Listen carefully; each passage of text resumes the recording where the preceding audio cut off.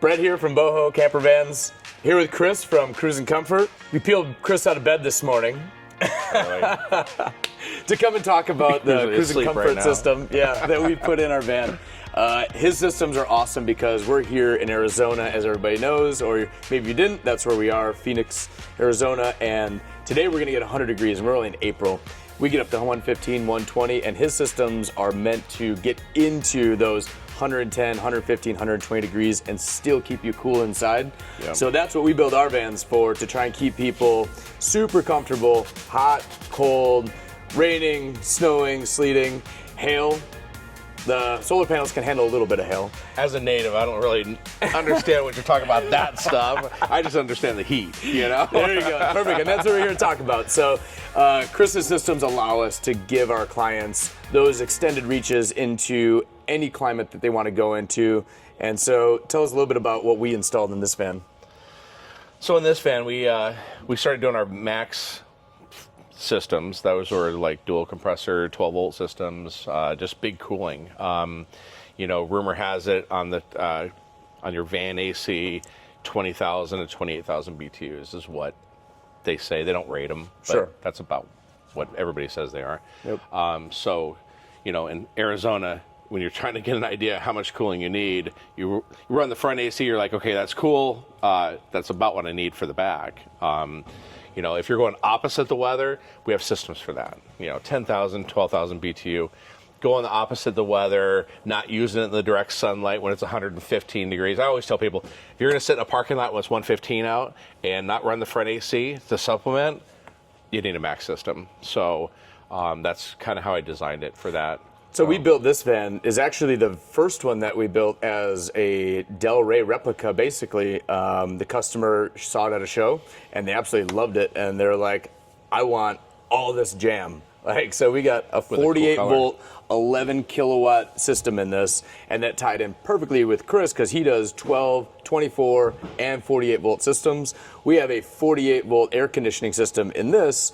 It's split apart. We have our condenser, our evaporator up top. Yep. Our condensers are actually under the van, and then the compressor we have mounted in the van in its own cubby.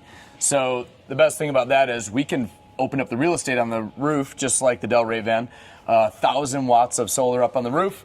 But what that's all just kind of getting us to is power efficiency and allowing a maximum amount of cooling, right? So we are at 19,000 BTUs. So you're on this 1,000 plus and you still have room for the Maxx Air Fan. Yeah. That's great. The big point is that we have Chris here to he's going to meet the clients, and we're going to talk a little bit about it because it was cool to be the second install for this system that we've done. And it's really kind of it's a way to give us freedom to people. And that's what we always say. That's our thing, is giving people freedom to adventure and travel as they want to without any hindrance, such as AC, because here, it's a big deal to us. And some of that, you know, with this system having the condenser underneath and not on the roof, you know, like there are 48-volt rooftop units out there. They're designed like bullets. So you're going down the road, and a lot of the manufacturers will state, you know, you can't use it going down the road because the air bypasses the unit, doesn't go through the condenser. So then it gets hot, shuts off, right? So this one, as it's going down the road, picks up air. You can run it as you're driving as rear air, right? Right. So, but the 48-volt is just super efficient. You know, I mean, give us, 26 amps will give you 18 to 20,000 BTU depending on configuration. So that's actually a good point too, because we're actually running really small gauge cable, not really small gauge, smaller than 12 volts. Smaller than 12 volts. So we actually use our solar cable that we run for all of our solar panels, a 10 gauge wire. Mm-hmm. We just run that right to the compressor, because that's all it needs, because we drop that amp load so much by stepping up to a 48 volt.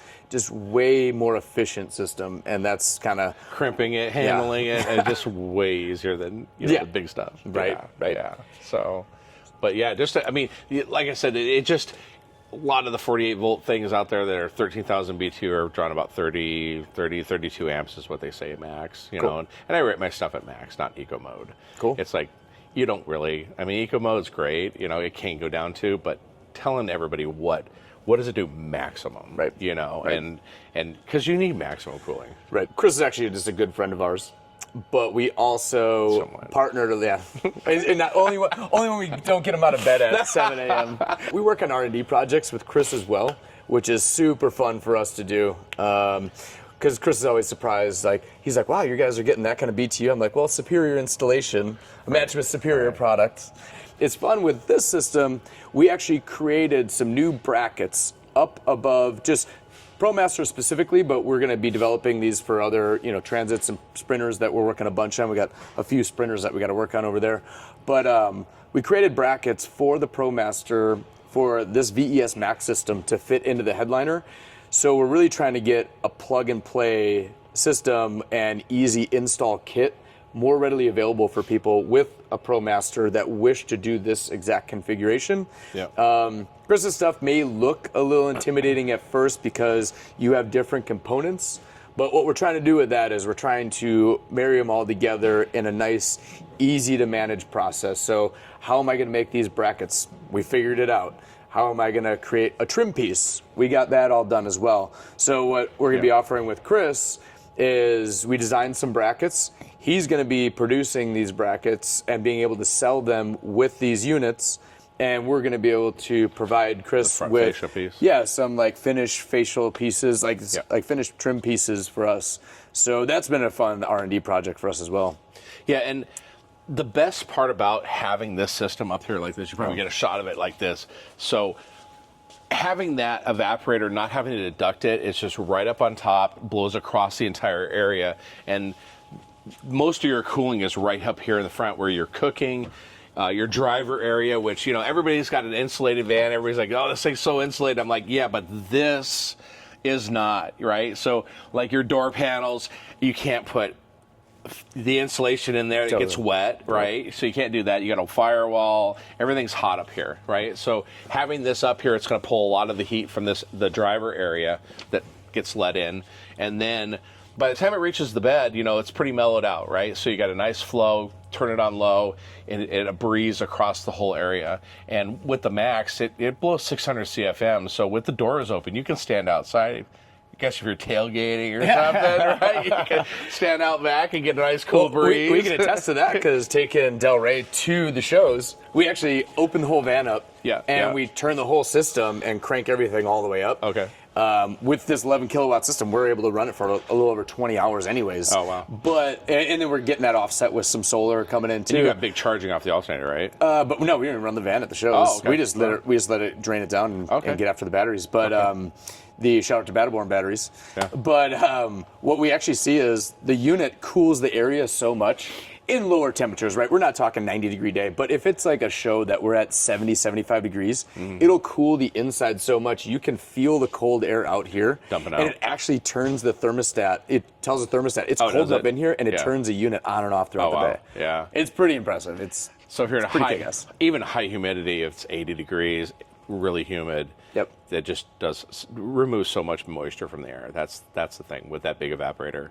So yeah, I mean, in having that piece, that trim piece up there, solves that problem. Like, how do you mount it? Because like in our van, we did it, and it was interesting. It was trying to make a bracket, but no, you did all the work for us, you know, and came up with that bracket, and that's kind of cool. So, but yeah, that's and then they could buy the front piece.